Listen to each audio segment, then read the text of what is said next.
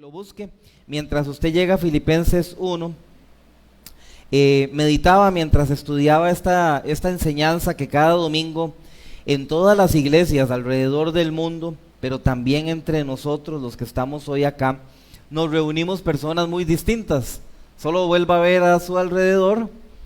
Los más parecidos son los de la familia, pero hasta los de la familia son diferentes. Hasta mi hija, mi esposa, digamos, somos distintos. Ahora imagínate todos los que están un poco más lejanos, que no son familia, somos personas muy diferentes, no solo de edades, no solo de trasfondos, sino de las circunstancias reales que hemos tenido cada uno de nosotros en la vida, y que esas circunstancias pues nosotros las traemos, las llevamos. Y pues bueno, cada domingo nos reunimos porque amamos al Señor, amén. Sin embargo, algunos llegan cada domingo profundamente comprometidos con el Señor, con un deseo genuino de servir al Señor, de perseverar en la fe, de apoyar las iniciativas de la iglesia. Eso es verdad, y es probable que la gran mayoría esté así, pero también es verdad que muchas veces llegamos a la iglesia cansados, a veces arrastramos una semana muy difícil, a veces tenemos luchas silenciosas, hay responsabilidades, que todo lo que estamos acá tenemos responsabilidades, pero hay responsabilidades que pesan mucho en nuestro ser interior. Muchas veces llegamos a la iglesia heridos, marcados por decepciones, por conflictos pasados o palabras hirientes que nunca han sido resueltas en nuestra vida. A veces llegamos con gran entusiasmo, con gozo, con una expectativa y una esperanza renovada en Cristo. Así es como nos reunimos todos nosotros hoy. Tenemos un común denominador que es el que nos sostiene o el que nos sustenta, es nuestro amor por Cristo, es haber entendido el Evangelio y que el Evangelio hoy nos ha traído a reunirnos. Sin embargo, o a pesar de ese común denominador general que está correcto, todas las cosas que nosotros vivimos a nuestro alrededor nos hacen ver las cosas de maneras distintas. Es decir, somos hermanos en la fe, amamos a Cristo, adoramos juntos a Cristo, pero no todos los que estamos aquí vemos todo en Cristo de la misma manera. Basta con reunirse con un grupito muy muy pequeño y hay hasta discusiones sobre temas que uno creería que estamos completamente de acuerdo. ¿Por qué? Porque cuando unimos todas esas realidades, conflictos, situaciones, aún nuestro amor con Cristo, y convivimos todos juntos como un mismo cuerpo, convivimos juntos como cristianos, esa forma de ver las circunstancias diferentes va a traer tensiones. Por ejemplo, las diferencias de opinión, las heridas no habladas. Estás con un grupo de hermanos, alguno te hirió, el hermano que te hirió no sabe que te hirió, pero tú sí sabes que te sientes herido, y estamos conversando en un grupo y estamos heridos. Entonces, esas heridas no conversadas o no tratadas o no terminadas genera una tensión en la comunidad de la iglesia que no debería de existir. A veces tenemos cansancio acumulado, cansancio extremo por las circunstancias. A veces estamos cansados de tener una expectativa en Dios que no se cumple. Y entonces todo eso genera fricciones o conflictos. Y esos conflictos no necesariamente cosas escandalosas, sino más bien la vida cotidiana dentro de la iglesia. Nada fuera de lo normal, nada que no ocurra en un grupo de creyentes, en una iglesia viva, una iglesia real. Sin embargo, cuando estas cosas suceden y está mezclado todo esto que yo digo, muy naturalmente lo que nosotros decimos es: esto no debería pasar entre cristianos, o esto no debería pasar en la iglesia. Pero estamos perdiendo de vista todo lo que está alrededor de esto. Entonces, para saber cómo vivir, el Señor nos dejó su palabra. Esta es la palabra de Dios, escrita por hombres, pero todos inspirados por la persona del Espíritu Santo, que es Dios.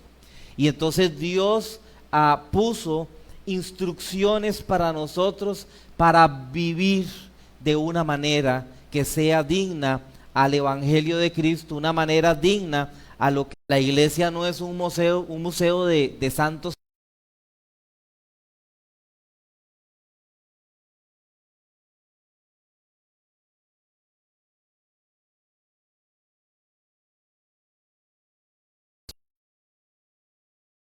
formados poco a poco, hasta que el día va a ser perfecto. El día perfecto no ha llegado, hermanos, para ninguno de nosotros. Pero un día llegará ese día. Ese día alcanzaremos esa perfección. Así que, entendiendo esto, la pregunta que debemos de hacer no sería si en la iglesia vamos a vivir tensiones. No, en la iglesia vamos a vivir tensiones. La pregunta más correcta es: ¿qué vamos a hacer cuando como iglesia nosotros vivimos tensiones? ¿Cómo vamos a actuar? Esa es la pregunta que me lleva al texto que hoy continúa la carta que estamos estudiando. Pablo está escribiendo a los filipenses desde la cárcel. Pablo no está en un retiro tranquilo, escribiendo un libro, en un crucero para estar relajado. No, Pablo está en una etapa de su ministerio difícil. No estamos diciendo que se está quejando, porque no se está quejando, pero es una etapa difícil. Tiene un soldado romano atado a su pie las 24 horas del día. Según la costumbre de aquella época, cada 6 horas hacía cambio de guardia.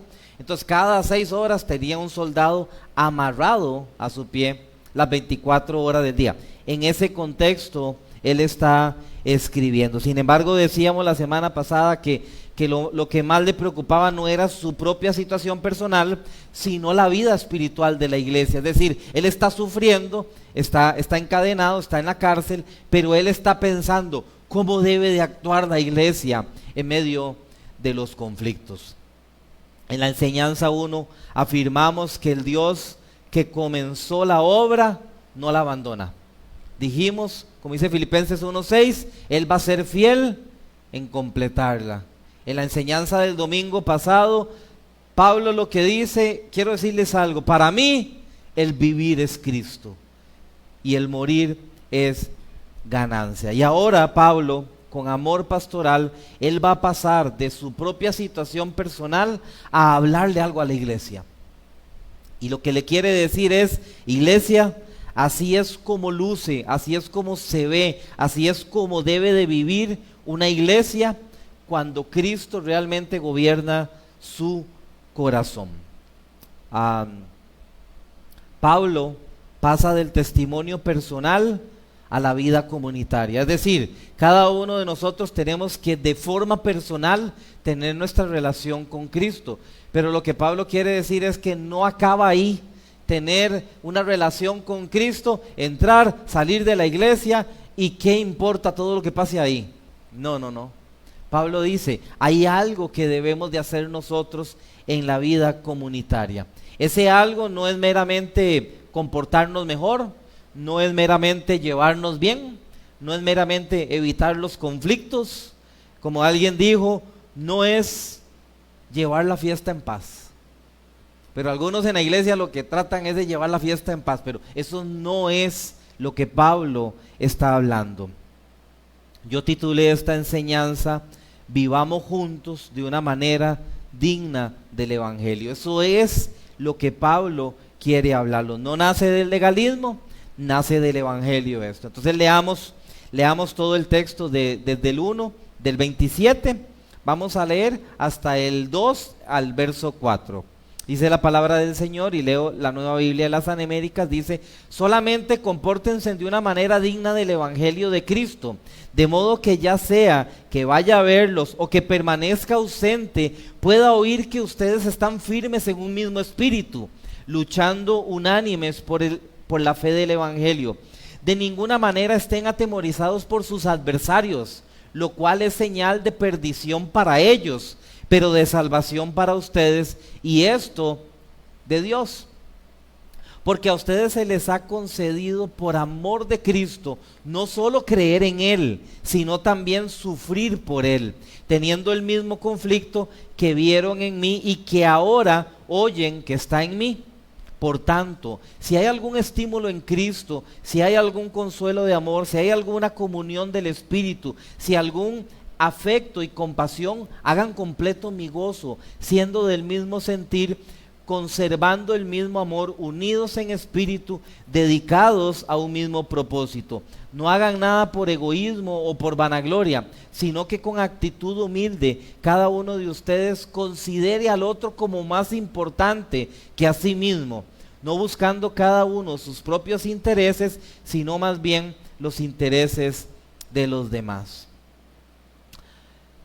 En la idea de Pablo, la idea central de esta sección que le está escribiendo a la iglesia de Filipos, él cree que una iglesia que vive digna del evangelio es una iglesia firme, una iglesia unida, una iglesia centrada en el bien de los demás, porque no nos consideramos nosotros como superiores, sino el que está al lado suyo, y básicamente todo eso porque Cristo gobierna el corazón. Note cómo Pablo empieza esta sección. Él dice solamente. Eso es lo que está diciendo Pablo, y la misma cosa que estoy diciendo yo. Si no se va a acordar nada de esta enseñanza, solamente acuérdese de esto: vivamos juntos de una manera digna que honre el evangelio. Solo por si no se acuerda nada al final de la enseñanza. Pablo quiere decir cómo hemos de comportarnos, no meramente a una conducta moral individualista, porque hay muchas personas con una moral buena, pero que no son cristianos, ni siquiera creen en Cristo. Algunos ni siquiera reconocen a Dios, pero tienen una buena conducta moral. Entonces, Pablo no está hablando meramente de un tema moral. En esa palabra compórtese, si la buscamos en el idioma que se escribió originalmente, lo que dice es: vivan como ciudadanos que son representantes de un reino. Ese es el significado en el diccionario. Vivan como ciudadanos que son representantes de un reino. Ustedes han visto que en la cultura, los chinos, coreanos, la gente va allá y se asombra porque las calles están limpias, no hay basura, los baños están perfectos. Y entonces cuando ese chino va a otro país, recoge todo igual, es decir, termina el cine y ellos limpian todas las sillas. Y entonces los estamos ahí, que raro, pero hay gente que paga para que va a recoger las palomitas y las boronitas. Y yo he visto a los chinos recogiendo todo, porque ellos se comportan de una forma que representa el país de ellos. ¿Tú entiendes? Ese es el significado de lo que Pablo está diciendo acá. Entonces, la iglesia no es solamente un grupo que coincide los domingos, es una comunidad de creyentes que representa públicamente quién es Jesucristo, y sobre todo qué es el evangelio que a nosotros nos salvó. Entonces, el estándar que Pablo está marcando acá no es nuestra opinión, no es nuestras emociones, no es nuestras expectativas de iglesia, no es las experiencias pasadas que yo he tenido. El estándar es conforme a ¿qué? Al evangelio de Jesucristo. Ese es el estándar. De tal manera que yo necesito entonces ir a la escritura, estudiar la escritura, venga los martes y ver cuál es el evangelio de Jesucristo. Porque si no, entonces yo voy a vivir de una forma basado a lo que yo creo. Y ese no es lo que Pablo está hablando acá. Cuando el evangelio de Jesucristo es central en mi vida, mis conversaciones, mis decisiones, mi manera de resolver conflictos, mi forma de servir, mi forma de amar, cada cosa que yo hago representa lo que es el Evangelio de Jesucristo. De tal manera que yo debo de preguntarme en mi corazón, ¿qué es el Evangelio de Jesucristo? Una pregunta central cuando hacemos una reunión de alguien para membresía, la pregunta central de toda la reunión es, para usted, ¿qué es el Evangelio? Esa es la pregunta que siempre hacemos, ¿qué es el Evangelio? Porque si no entendemos qué es el Evangelio, mi forma de vivir no va a ser coherente a lo que la Escritura me enseña que debo de hacer. Entonces, cada uno de nosotros debemos de reflejar el valor del Evangelio que decimos creer. Mira cómo lo dice Pablo en Colosenses 1:10, para que anden como es digno del Señor, haciendo en todo lo que le agrada, dando fruto en toda buena obra y creciendo en el conocimiento de Dios. Entonces, Pablo no está hablando de una perfección como cristianos que ninguno de los que estamos aquí, ni en todo el mundo, la tiene. Pero Pablo sí está hablando de algo. Seamos coherentes entre lo que decimos ser y la forma en la que vivo. Seamos coherentes entre lo que yo digo ser y cómo hablo. Sea coherente entre lo que yo pienso y lo que yo vivo. Es coherencia lo que él está hablando acá. Entonces, la manera en la que tú y yo vivimos como cristianos cuando salimos de la iglesia, lo que hacemos nosotros en nuestra vida personal, lo que hablamos nosotros cuando nadie ve, ahora que las redes sociales tienen tanta influencia, lo que hacemos ahí, eso es lo que usted es, eso es lo que yo soy. Entonces, como cristianos, la manera en la que vivimos importa. Entonces, no basta decir que tengo una buena doctrina si mi vida comunitaria contradice el Evangelio. No basta con decir yo creo en la gracia, pero yo vivo dominado por el orgullo, la crítica y la división. No basta con decir que somos cristianos, pero Cristo no es el centro de mi vida. No sería coherente decir que yo amo a Cristo, pero no amo la iglesia. ¿Tú entiendes esto? Y yo no sé si me doy a entender bien, y trato de hacerlo y le pido ayuda al Señor, pero es ser coherente entre lo que decimos que somos y lo que hacemos. La integridad tiene que ver con lo que yo soy, pero cuando nadie ve. Porque la integridad no es lo que yo soy cuando todos me ven. La integridad es lo que yo hago, vivo y pienso cuando nadie me está viendo. Eso es lo que usted es en el mundo real. Esa es la coherencia a la que Pablo está apuntando, pero que da frutos en la familia, en la iglesia, en el trabajo, en cada relación que nosotros tenemos. Entonces, una iglesia vive dignamente del Evangelio cuando el Evangelio gobierna mis relaciones. Cuando la gracia moldea mis palabras. Tú puedes decir algo, pues si tú no lo dices con gracia, eso es mero legalismo. No es el Evangelio. Hermano, si al Evangelio usted le quita la gracia, ya no hay Evangelio. Se acabó. Si al Evangelio usted le quita la gracia, queda la ley. Y la ley, nadie puede salvarse. Entonces, no puede existir Evangelio sin la gracia. Entonces, mi forma de hablar debe representar el Evangelio de Cristo. Eso solo puede suceder cuando Cristo define la prioridad de mi vida. Cristo tiene que definirla. ¿Cómo la define? A través del Evangelio. Entonces, esto es un examen que el Señor nos hace primero de forma individual a cada uno de nosotros, pero también como un solo cuerpo. Entonces, digamos, la Biblia nunca dice que Jimmy es el cuerpo de Cristo, solo Jimmy. No. Todos nosotros somos el cuerpo de Cristo. No, pero es que este cuerpo que tengo aquí al lado, no lo podemos dejar como, no sé, en la uña, muy largo de mí. Es decir, su hermano que está al lado es el cuerpo de Cristo. Entonces, una iglesia firme es una iglesia que está unida porque somos un solo cuerpo. Ahora, mira lo que sigue diciendo Pablo ahí en el verso 27. la siguiente sección. Dice, de modo que ya sea que vaya a verlos o que permanezca ausente, pueda oír que ustedes están firmes en un mismo espíritu, luchando unánimes por la fe del Evangelio. De ninguna manera estén atemorizados por sus adversarios, lo cual es señal de perdición para ellos, pero de salvación para ustedes, y esto de Dios. Pablo quiere enseñarnos de manera práctica cómo se vive el Evangelio, porque a veces tenemos tanta información en la mente del Evangelio, pero la vida no refleja el Evangelio de muchas personas. Entonces, ¿cómo se vive de manera práctica para que mi vida sea digna del Evangelio que yo predico?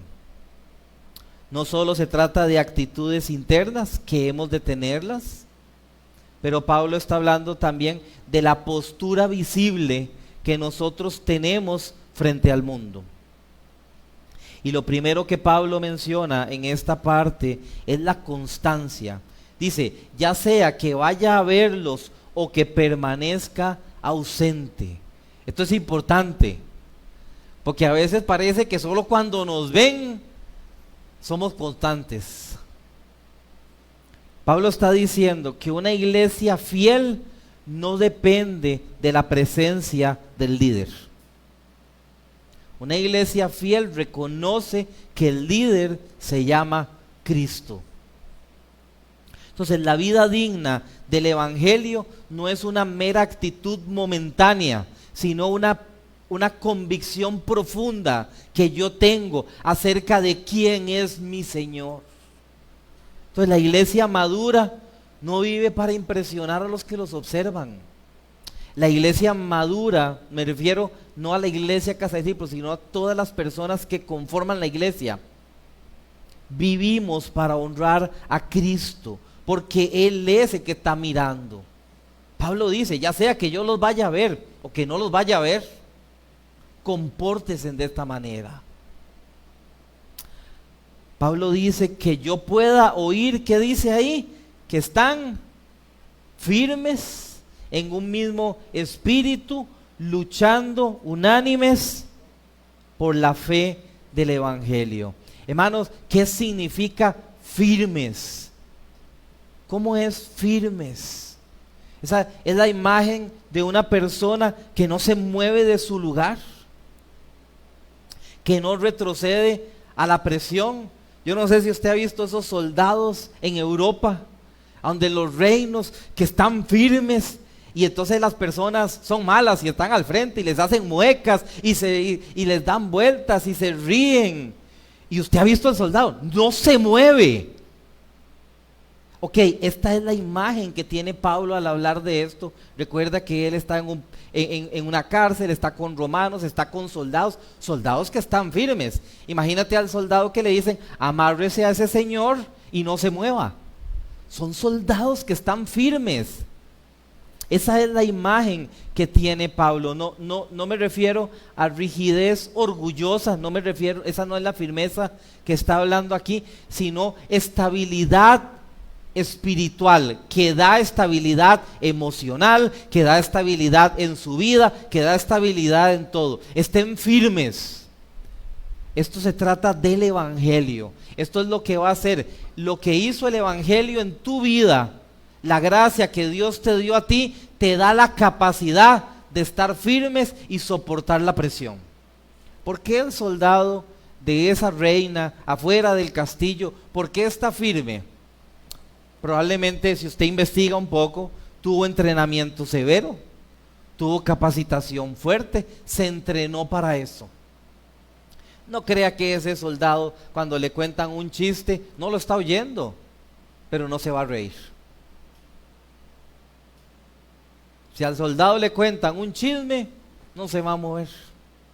Él está firme por el Evangelio de Cristo. Entonces, una iglesia firme es la que no cambia el fundamento por el cual Dios lo convirtió en hijo de Dios. Estoy firme. Llegan las dificultades, estoy firme. Llegan los momentos complicados, estoy firme. La Biblia hace un ejemplo en otro contexto acerca de construir una casa, y que cuando está construida sobre arena, cuando viene el conflicto, cuando vienen los ríos y cuando viene la tempestad, cuando estábamos chiquititos le cantábamos a los niños, esa casa cayó. Pero la casa que tenía un fundamento sólido, ¿qué pasó con aquella casa? Vino el mismo río, vino la misma tempestad, vino la misma cosa. Pero como su fundamento era fuerte, ¿qué pasó con la casa? Soportó. Ahí es donde notamos cuál es el fundamento que nos está sosteniendo en la vida cristiana. Pablo también dice que esa firmeza no es individualista, no es el mero soldado que es un gran soldado. Ese no está diciendo Pablo. Él dice, Pablo dice, en un mismo espíritu. Entonces, no se trata de una uniformidad, sino de pensar como iglesia, cómo podemos estarnos. Bueno, yo creo que si todos tenemos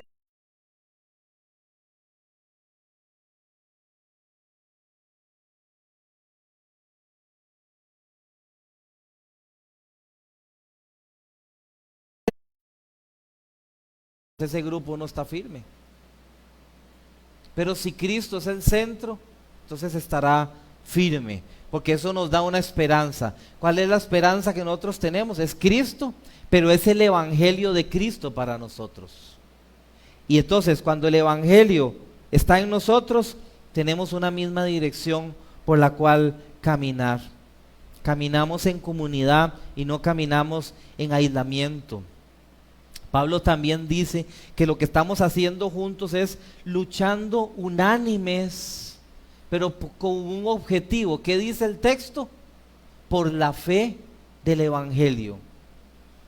¿Cómo es luchar, hermanos? ¿Cómo se lucha? Ustedes han visto la lucha libre. Ustedes han visto a esos que tienen las máscaras, que se suben, que se tiran, que aplastan.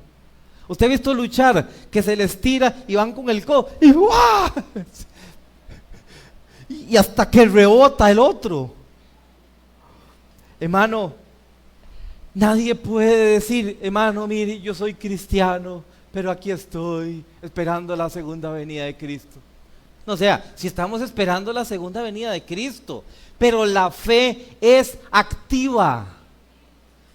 Hermano, la fe pasiva, o la Biblia lo describe, la fe sin obras es muerta. Por no decir, la fe sin obras es nada. ¿Cómo es la fe? Es activa, luchando unánimes, dice él, por la fe del evangelio. No solo el evangelio, sino la fe del evangelio. Entonces, la iglesia no es un lugar de una zona neutral, un lugar seguro. La iglesia es el lugar donde Dios comisiona a la iglesia para que vaya a un mundo a predicar el evangelio. Hermano, ¿cómo se hace eso de ir a predicar el evangelio al mundo? Con fe. Con fe. ¿Sabe por qué no predicamos? Porque no tengo fe en el evangelio. ¿Y sabe por qué usted y yo predicamos y yo tengo ánimo de decirle a alguien, tienes que venir a Cristo? Sí, pero yo he sido pecador, es cierto, tienes que arrepentirte, pero Dios es fiel y justo para perdonarte. Hermano, esto se tiene que hacer solo con fe. ¿Cómo tú le vas a decir a alguien que tú eres un gran pecador? Que lo eres, pero al igual que yo, y Cristo me ha rescatado. Esto se llama fe en el evangelio. Estamos luchando y el texto dice ¿cómo? Unánimes. Esta cosa no es así, yo soy el evangelista y yo voy solo al parque. No, hermano, este es unánimes. ¿Cómo nos apoyamos? Quizás todos no vamos al parque, pero algunos van a la casa, algunos ayudan con esta otra cosa. ¿Cómo hacemos unánimes? No significa que todos hacemos la misma cosa, sino que todos apoyamos para lo mismo. Cuando usted es empleado de una empresa, todos los empleados no hacen lo mismo, pero todos tienen un mismo fin en cada empresa. Es la misma cosa en el evangelio de nuestro Señor Jesucristo. Ahora, La lucha en la iglesia no puede ser unos contra otros. O sea, el texto no dice, está luchando los de este bloque contra los de este bloque. Los de aquella sillita de atrás luchando contra todos los demás. ¿A dónde dice eso? Cuando la lucha se hizo interna, ya eso no es Cristo. No es el evangelio, no es la fe, no es nada. Hasta que luchemos juntos por la fe del evangelio, es la lucha de Cristo. Así que Pablo nos recuerda que la iglesia no existe para proteger comodidades, gustos y preferencias de personas que asisten a la iglesia. La iglesia existe para guardar, proclamar y vivir el evangelio de nuestro Señor Jesucristo solamente. Por eso nos reunimos un montón de gente muy diferente hoy aquí. Entonces, cuando la iglesia pierde de vista esta lucha, empieza a pelearse por cosas secundarias. Cuando la iglesia pierde de vista esta lucha y el evangelio no es el centro, entonces la lucha o la fuerza que tú y yo tenemos para luchar por la fe del evangelio, esa lucha se convierte en división.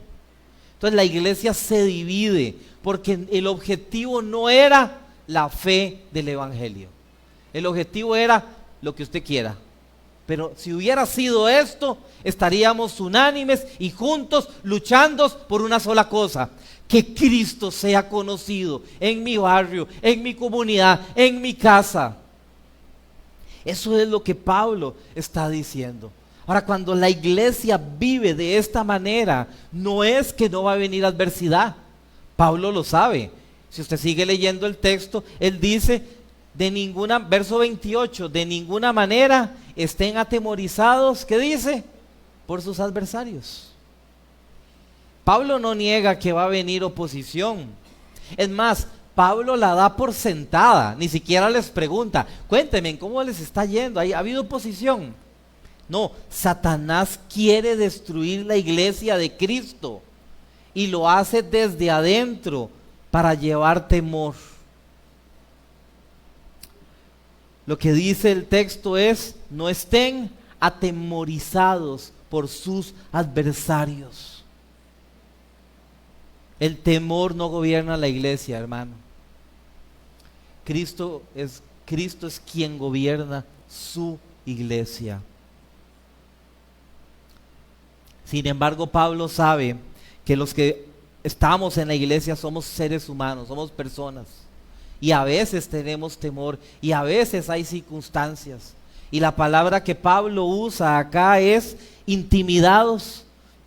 Cuando la estudiaba o la buscaba, significaba, otras traducciones decían, no se dejen paralizar, no estén asustados, no estén acallados. Acá es cuando uno mete un carro en el mar ahí y acalló la llanta y nada lo saca.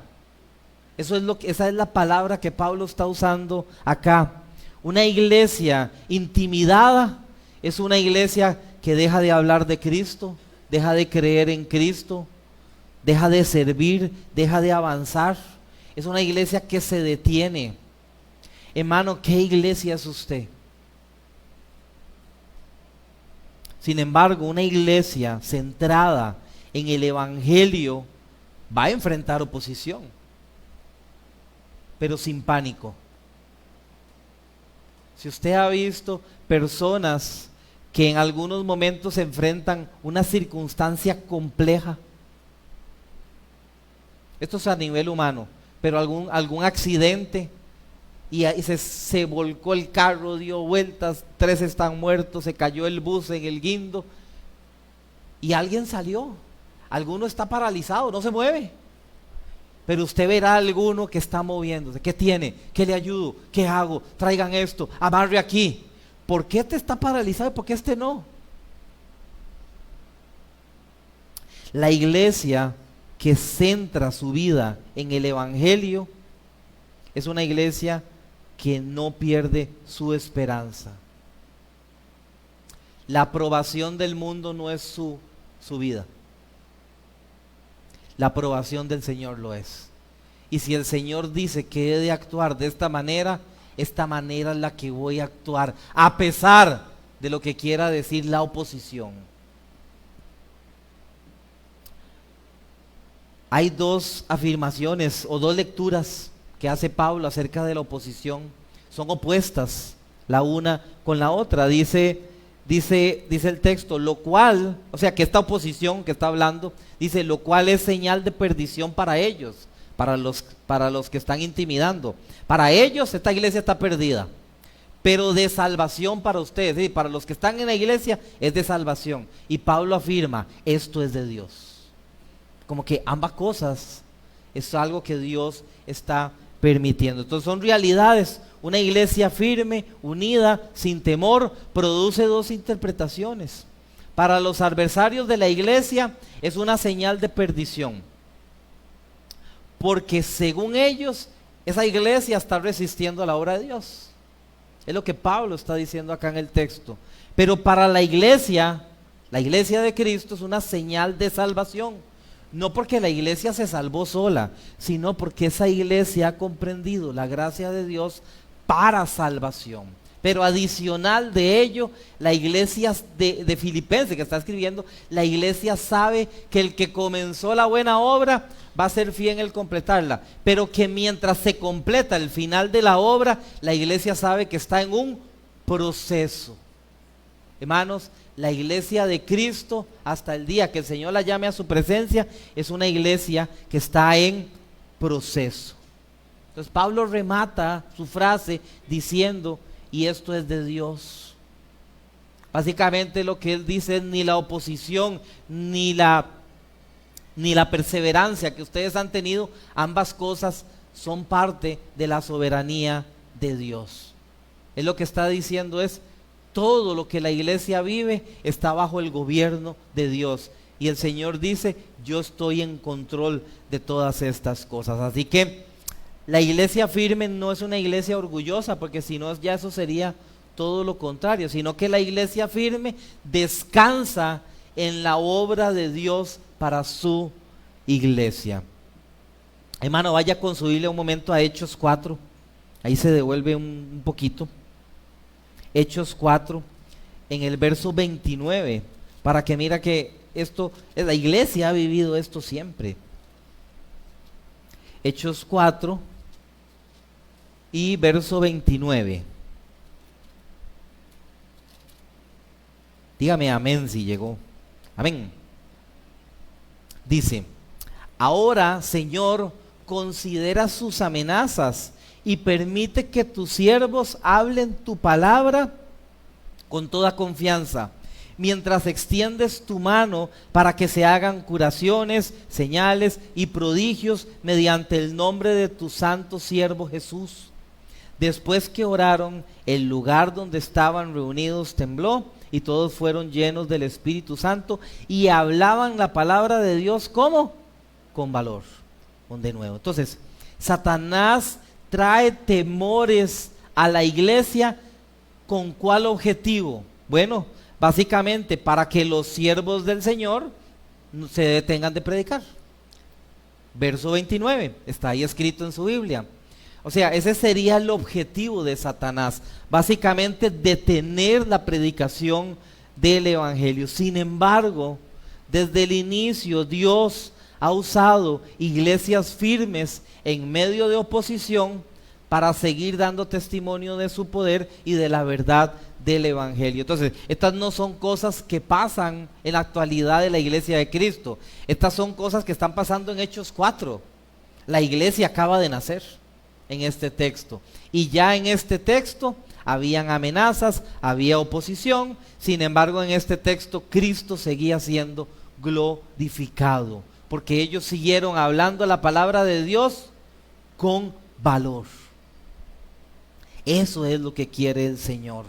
No una iglesia que no tenga oposición, sino una iglesia que a pesar de la oposición, el que gobierna es Cristo y no el temor sobre la vida de esa iglesia. Entonces, nuestra firmeza nunca depende de que las circunstancias sean favorables o de la ausencia de conflicto. ¿La iglesia de quién depende? de Cristo solamente. Y si Cristo venció, ¿qué más puede pasarnos, hermanos? Si el Señor está con nosotros, ¿qué importa quién esté en contra? El problema sería este: si el Señor no está con nosotros, sí va a ser un problema todo lo que está en contra. Pero si es al revés, entonces la iglesia puede permanecer unida y centrada en el Evangelio sin retroceder, aún en medio de presión, de dificultad. Ahora Dios usa el testimonio tuyo para confrontar al mundo incrédulo, para confrontar al mundo que no cree, pero también para salvar a los que están dentro de la iglesia, según lo que dice Filipenses.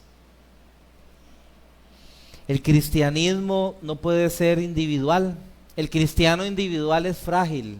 El cristiano que quiere vivir la vida de forma individual, más tarde o temprano se va a quebrar fácilmente. Si tú tomas un palillo y lo quieres quebrar, lo quiebras fácil, pero agarra 60 palillos y los trata de quebrar, no se quiebra fácil. Ahí donde estamos juntos es donde estamos luchando en la presión, luchando en las dificultades, confiando de que Cristo es el que gobierna. Ahora, todo esto es una verdad, pero también es una verdad que el sufrimiento entonces está presente como parte de la vida cristiana. El verso 29, si puede, vuelve a Filipenses 1, y el verso 29 dice: porque a ustedes se les ha concedido por amor de Cristo, no solo creer en Él, sino también sufrir por Él, teniendo el mismo conflicto que vieron en mí y que ahora oyen que está en mí. De tal manera que aquí hay una verdad profunda de cristianismo. A ustedes se les dio creer en Él, ¿cierto? Y usted dice: gloria a Dios que yo creo en Cristo. Pero ahora Pablo les dice: pero también sufrir por Él. Este es un combo, hermano. Usted no puede decir: yo quiero venir a Cristo, creer en Él, pero sin sufrir. No, ese es otro evangelio, pero no el evangelio de Jesucristo. En el evangelio de Jesucristo tenemos este mismo conflicto que ustedes han visto en mí, dice Pablo, y que ahora oyen que está en mí. Yo he creído en Él, pero ahora yo estoy en la cárcel por Él. Es lo que está diciendo Pablo en este momento. Ahora, dice el texto que a ustedes se les ha concedido. Esto, conceder, es algo como dar, es un regalo. Esto no comunica ni abandono ni castigo. Conceder no es un castigo. Pablo no está escribiendo como quien sufre por la causa de Cristo es un castigo de parte de Dios. Más bien se les ha concedido algo. Eso es gracia otorgada soberanamente para formar carácter cristiano para la gloria de Dios. Entonces, esto no significa que es agradable. Tampoco significa que usted y yo vamos a ir a andar buscando conflicto. Es cierto, no tiene un buen conflicto para traerme a mí para ser más como Cristo. No vamos a ir por la vida buscando conflicto. Lo que Dios está diciendo en su palabra es que nunca es inútil ni accidental. O sea que dentro del plan de Dios, este conflicto por causa de Cristo va a producir buenos frutos para la gloria del Señor. Entonces, el sufrimiento no es aislado ni es para algunos. El sufrimiento es parte de lo que Dios usa en la vida cristiana. Y también, como el texto está hablando de la vida en comunidad, también Pablo enseña que ese conflicto es compartido. Es algo que la iglesia de los filipenses está viviendo, parecido a Pablo, pero en su propia medida. Pablo había sido perseguido y enviado preso. Muchos de los que están ahí han sido perseguidos, pero no están presos. Entonces, han vivido cierto conflicto similar al de Pablo. No están caminando por un camino diferente, sino que están caminando por la obra de Dios que los está afirmando. Segunda de Timoteo 3:12 dice: y en verdad todos los que quieren vivir piadosamente en Cristo Jesús serán perseguidos. ¿Cuántos quieren vivir piadosamente en Cristo o para Cristo? Amén. Yo creo que todos queremos vivirlo, pero la segunda parte del texto entonces dice, ustedes quieren vivir, serán perseguidos. Entonces parece ser que aquellos que quieren vivir de una forma piadosa y aquellos que están buscando al Señor de una forma correcta, les es inevitable vivir persecución. Parece ser lo que el texto está diciendo, es eso. Entonces el sufrimiento no contradice la vida cristiana, sino que acompaña al cristiano para mostrar el poder de Dios en cada uno de nosotros. Entonces, Cristo nos libra de todo mal, la Biblia lo enseña, pero en medio de ello vivimos situaciones complejas. El sufrimiento cuando viene por causa de Cristo, porque a veces tenemos sufrimiento que no es por causa de Cristo. Ok, hoy no estoy hablando de ese sufrimiento. Hoy estoy hablando del sufrimiento que viene porque usted quiere honrar a Cristo, quiere vivir piadosamente, quiere glorificar a Cristo en su vida. Está luchando con circunstancias reales, pero quiere honrar a Cristo. Entonces, ese sufrimiento que viene por causa de Cristo no es señal de derrota, sino de una participación al lado de Cristo, es lo que está diciendo el texto acá. ¿Cómo se vive eso, hermanos, de manera práctica? Bueno, cuando un creyente decide obedecer a Cristo, y obedecer a Cristo le cuesta la relación con alguien. Obedecer a Cristo me cuesta aceptar un tema familiar, un entorno familiar. Obedecer a Cristo me exige tener una mejor comprensión acerca de algo. Se vive cuando alguien permanece fiel al Evangelio en su trabajo, a pesar de que en el trabajo recibe presión, burlas o inclinación a ciertos pecados, y yo me detengo por el Evangelio de Cristo, por causa de Cristo. Cuando una familia decide ordenar su vida conforme a la palabra de Dios, y eso implica renunciar a comodidades, a planes personales, a hacer inversiones.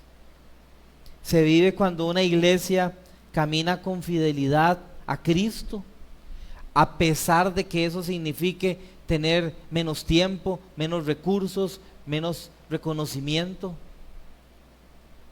Cuando enfrentamos enfermedades que no podemos controlar, porque todos enfrentamos enfermedades. Si usted le duele la cabeza, le toma una pastilla y se le quita el dolor de cabeza. Pero cuando son enfermedades que no podemos controlar con una pastilla, cuando el cuerpo se debilita, cuando los diagnósticos no son claros, cuando la recuperación no llega como yo esperaba, pero a pesar de ello, decido confiar en el Señor. Glorificamos a Cristo allí. Sabe, hermano, cuando seguimos orando, congregándonos, descansando en la soberanía de Dios, aún sin entender procesos que está pasando la iglesia. Eso es honrar a Cristo, porque es que recuerde que se trata de Cristo y solamente de Cristo.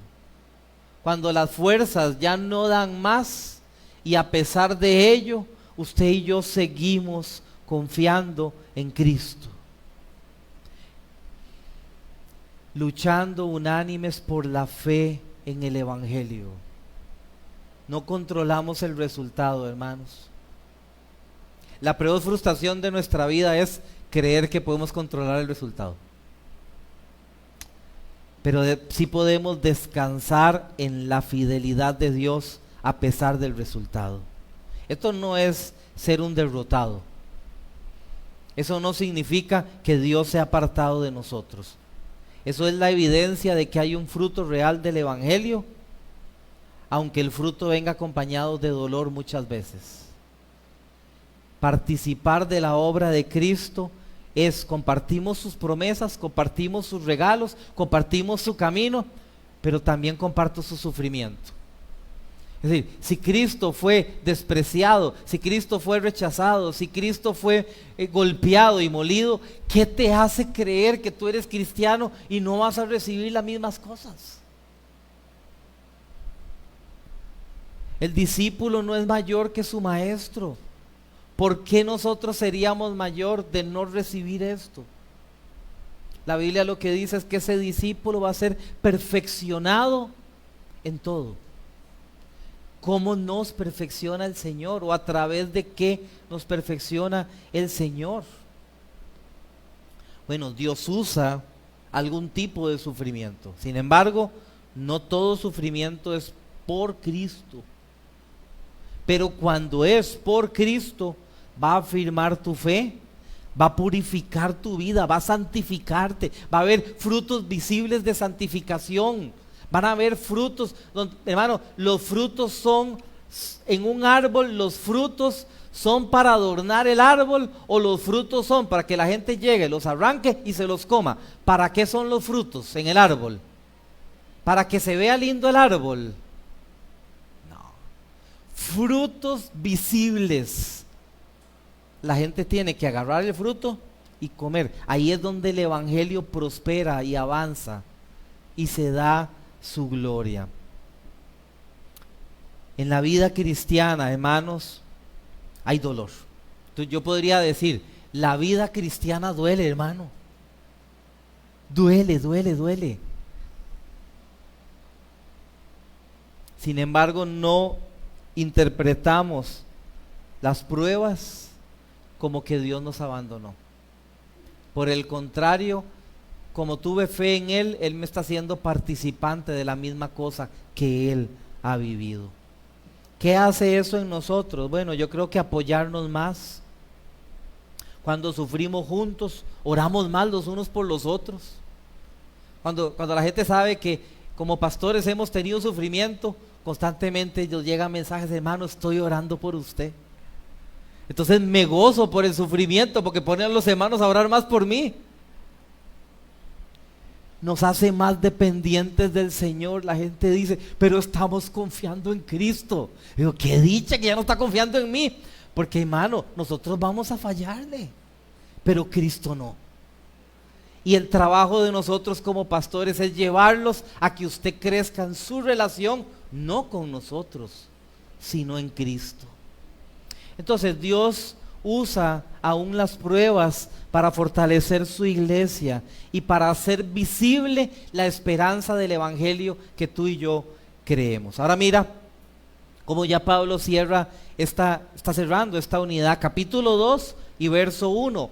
Por tanto, si hay algún estímulo en Cristo, si hay algún consuelo de amor, si hay alguna comunión del Espíritu, si algún afecto y compasión, hagan completo mi gozo, siendo del mismo sentir, conservando el mismo amor, unidos en espíritu, dedicados a un mismo propósito. Pablo comienza esta sección no con mandatos, sino con realidades espirituales de la vida de la iglesia. Él no está cuestionando las cosas presentes, él da por sentado. Si hay algún estímulo, otra versión decía, puesto que todo esto es verdad, entonces si hay algún estímulo, algún consuelo, si hay amor, si hay comunión, si hay afecto, si hay compasión, todo esto que está diciendo Pablo es el evangelio. Todo nace del evangelio. Cristo ya nos dio estímulo, consuelo, comunión, afecto, compasión. ¿Qué es lo que dice Pablo? Si esto existe en ustedes, hagan completo mi gozo. No es una perfección, sino si todo esto existe, seamos coherentes a lo que Dios te ha dado a ti, que sea evidente. Entonces, para que estemos gozosos en Cristo, para yo estar gozoso. La unidad, Pablo la afirma en un mismo sentir, en un mismo amor, en un mismo espíritu, en un mismo propósito. Es decir, La unidad está basada en que todos caminamos de la misma forma, a pesar de las muchas diferencias que nosotros tenemos. A la iglesia en Éfeso, en Efesios 4, verso 3, él dice: esforzándose por perseverar la unidad del Espíritu en el vínculo de la paz. Esto no es una imposición, esto es algo que como iglesia nos esforzamos. Entonces la pregunta es aquí: ¿cuánto nos estamos esforzando para mantener esto? Cuando yo pierdo de vista este estímulo que Pablo está escribiendo acá, que es el Evangelio, cuando pierdo de vista eso, entonces las diferencias se agrandan, la comunión se debilita. El consuelo que nosotros tenemos es recordar el amor y la gracia para poder caminar juntos. Es la única cosa que nos puede hacer caminar juntos, hermanos. Si yo quito esta cosa, ya no puedo caminar contigo. Si tú quitas esto, no puedes caminar conmigo. Es imposible. Para preservar esta unidad necesitamos el testimonio vivo de Cristo en cada uno de nosotros. De tal manera que Pablo termina diciendo esto. Verso 3 y 4. No hagan nada por egoísmo o por vanagloria, sino que con actitud humilde cada uno de ustedes considere al otro más importante que a sí mismo, no buscando cada uno sus propios intereses, sino más bien los intereses de los demás. Ok, este es el corazón del problema en la vida de la iglesia. Este es el corazón del problema en la vida comunitaria. Este es el principio de la iglesia, pero aplica para la familia, aplica para la comunidad de trabajo, aplica para cualquier comunidad donde yo vivo. El principio aplica para toda la vida en comunidad. Pero el corazón del problema en la vida de comunidad en la iglesia y en todo lo demás es el yo. Él no está hablando que el problema de la iglesia es la persecución externa, ni las falsas doctrinas, ni los ataques visibles desde afuera. El problema que él está hablando es el egoísmo y la vanagloria.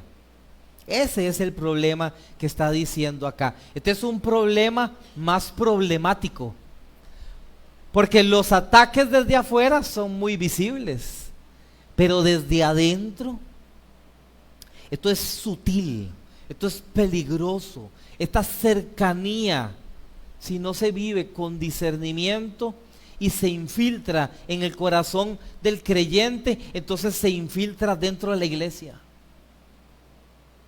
Entonces Pablo lo que dice es que no hagan nada de esto de esta manera. El egoísmo divide, la vanagloria hiere, pero la humildad edifica.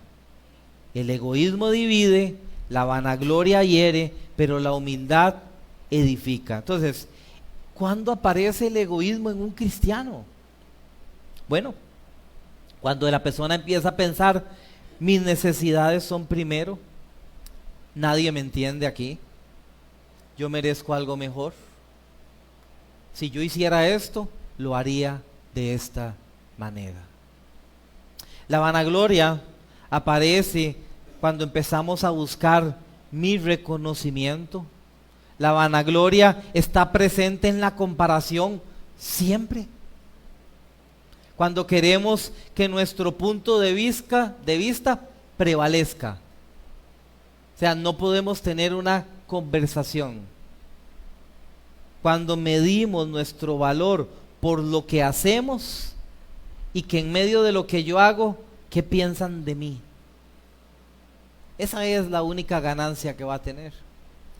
Pero cuando Cristo es importante para usted, lo que Cristo piensa de usted, que básicamente está aquí, eso es lo que es importante para nosotros. Entonces, muchas veces esto que Pablo está hablando no empieza de una manera escandalosa, pero esto tuvo un inicio otro día. La vanagloria y el egoísmo no se vio. Hoy vemos los frutos, pero no pasó hoy. Esto pasó no sé cuándo, hace mucho tiempo atrás, en las cosas cotidianas de la vida de la iglesia. En el matrimonio que está destruido, no pasó el día que está destruido.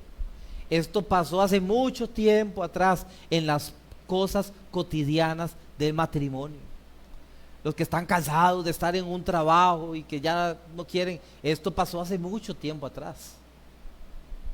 En conversaciones donde no escuchamos. Solo quiero mi turno para hablar. No escuché nada de la reunión, pero en esta reunión voy a decir lo que yo tengo que decir. En las decisiones donde defender mi preferencia no incluye a los demás, sino solo a mí. En heridas que guardamos solo porque yo sé que tengo la razón. ¿Sabe, hermanos? A veces albergamos heridas que nadie te hirió. Son heridas que tú mismo te creaste porque solo creías que tenías la razón y no te di la razón. El problema no es mío, el problema es tu problema. Santiago 4 dice que los pleitos y las divisiones vienen de lo que está luchando dentro de cada quien.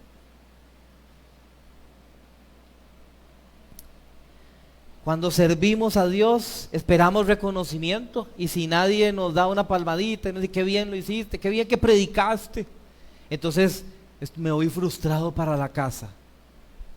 Porque es que no se trata de nosotros. Por eso Pablo está señalando el yo dentro de la iglesia. Pablo presenta otro camino, el camino del evangelio. El camino del evangelio es la humildad.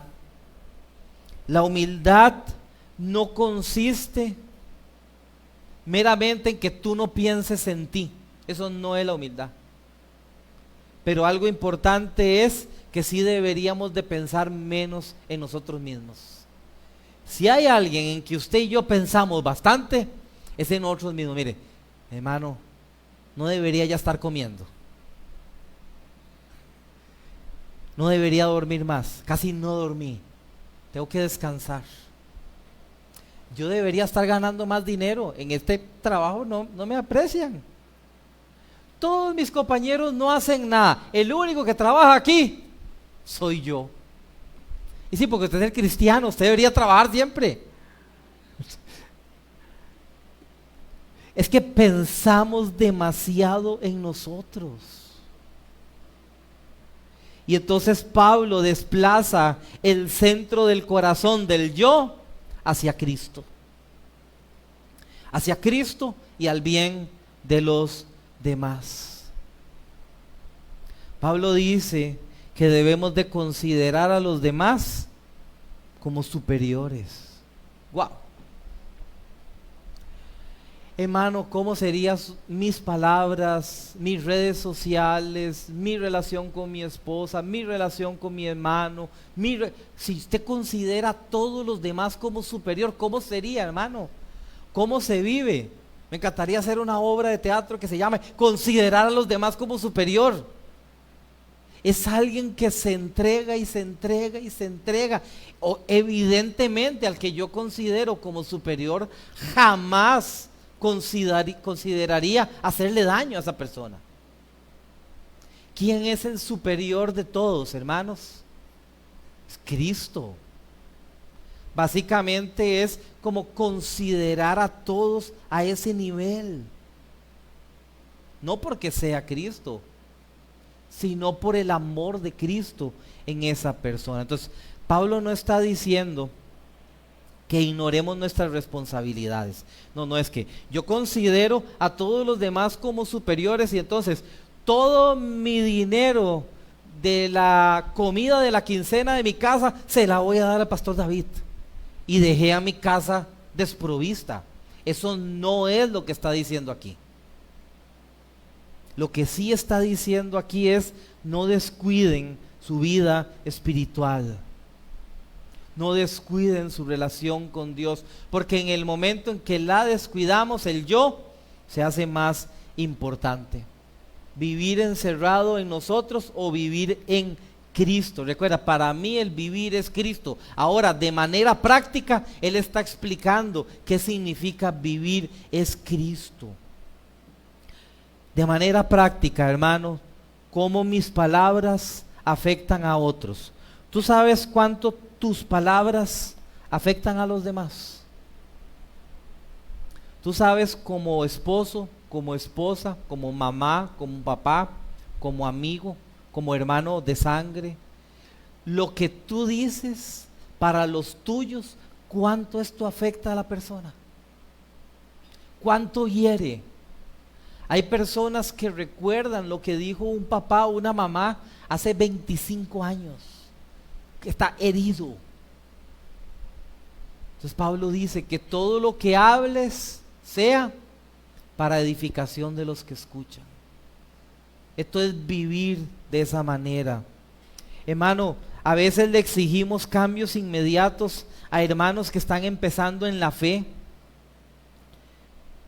que no los va a tener, no todavía. Los va a tener, sí, los va a tener. ¿Qué debería yo de hacer? Bueno, considera el proceso espiritual de un hermano. A veces las personas quieren que los procesos del otro sean a la misma velocidad que el mío, pero no. Tenemos procesos diferentes, hermanos.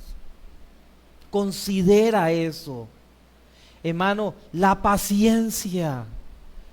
Hermano, levante la mano todos los pacientes de esta iglesia. Ya casi termino, hermano, pero sea paciente. Hermano, hay personas que crecen lento. Sea paciente, hermano. A veces dice, sí, pero eso ya lleva tantos años. Sí, pero sea paciente. Hermano, cuidar la unidad es... Usted puede hablar con libertad su opinión. Todos podemos hacerlo. Pero cuidar la libertad se rompió cuando yo impuse mi opinión. Ahí se rompió ya, se acabó. Tiene que ser así. Entonces, cuando yo tengo actitudes que cuidan o protegen la iglesia, entonces protege la comunión de la iglesia, las relaciones de la iglesia, pero sobre todo el testimonio del evangelio. Entonces, una iglesia que deja el yo al lado y Cristo gobernando la iglesia y produce eso, entonces puede florecer en la gracia. Hermano, florezca en la gracia en su matrimonio, en su trabajo, en su vida. Demasiada gente habla de la gracia, pero lo que expresa y habla no refleja la gracia. Empecemos a practicar entonces cómo se vive eso. El perdón tiene que pasar de ser una teoría a una verdad. Las diferencias van a existir, hermanos, en la iglesia, pero las diferencias jamás deberían de ser divisiones. Eso es satánico y diabólico. Las diferencias producen carácter, porque tenemos que enfrentarlas y a la luz de la palabra vivirlas y arreglarlas. Proverbios 16:18 dice: delante de la destrucción va el orgullo, y delante de la caída la arrogancia de espíritu. Entonces, el orgullo lastima las relaciones, pero también el orgullo es el terreno de la caída. El orgulloso no siempre cae inmediatamente, pero la promesa o la verdad del proverbista es: ya preparó su caída, espérela, va a caer. No sé cuándo, pero va a caer, porque el orgullo prepara ese terreno para la caída. En cambio, la humildad no debilita a la iglesia, sino que preserva la iglesia de Cristo. Así que, hermanos, como iglesia no es suficiente solo con tener una buena doctrina o una buena estructura o buenas intenciones. Como iglesia es indispensable que Cristo gobierne su y mi corazón. Cuando Cristo gobierna el corazón, el fruto del Espíritu está presente, y entonces la humildad no es un detalle secundario en su vida. La humildad es una evidencia visible de su vida. El orgullo es la evidencia de resistir la humildad de Cristo. Entonces, cuando aprendemos a mirar los intereses de los demás, entonces ya el servicio no es una carga. El perdón es posible, la paciencia crece, hay un tiempo para que crezca la paciencia, pero crece y la comunión se fortalece. Entonces, Dios no edifica su iglesia sobre talentos sobresalientes, ni actitudes fuertes, ni buenos oradores.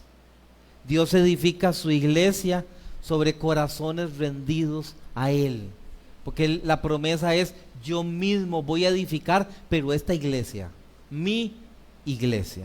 Así que, hermanos, que la humildad gobierne su y mi corazón, para que Cristo sea exaltado y entonces Dios pueda seguir edificando esta iglesia. El evangelio no se trata meramente de comportarnos moralmente mejor.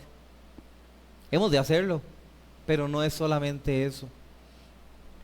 Si el evangelio de Cristo llegó a su vida, permita que gobierne su vida. Hermano, que lo que Cristo, como Cristo nos ha unido como un solo cuerpo, no de forma individual, nos continúe edificando como un solo cuerpo. Amén. Póngase de pie. Quiero orar. Quiero dar gracias al Señor para cerrar este tiempo. Una iglesia centrada en Cristo no es una iglesia perfecta, pero sí es una iglesia que persevera.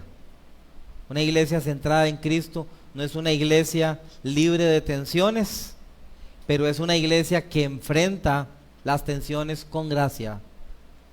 No es una iglesia que huye del sufrimiento, sino una que vive con esperanza. No nos edificamos sobre el ego, hermanos, sino sobre la humildad que nace del evangelio de nuestro Señor Jesucristo.